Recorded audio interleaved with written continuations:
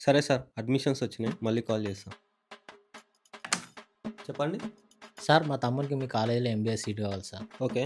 College fee ఎంత ఉంది sir? First ఇయర్‌కి వచ్చేసి 80,000, సెకండ్ ఇయర్‌కి వచ్చేసి 85,000. అన్న ఏడురన్నా మీరు? నేను కాలేజ్ బయట ఉన్నా. అరే లోపలికి రారా ఆఫీస్లకు. వస్తున్నా. హాయ్ అన్న. కూర్చో. అయ్యో! అక్కడెందుకు, ఇక్కడ వచ్చి కూర్చోమని చెప్పండి. వద్దు సార్, ఆయన తిక్క తిక్క మాట్లాడతాడు. పర్లేదు, ఇక్కడ వచ్చి కూర్చోమని చెప్పండి. అరే ఇడొచ్చి కూర్చో. ఇంకేమైనా డౌట్ ఉందా సార్ మీకు? యూనిఫామ్కి ఎంత సార్? 7,000 ఉంటుందండి.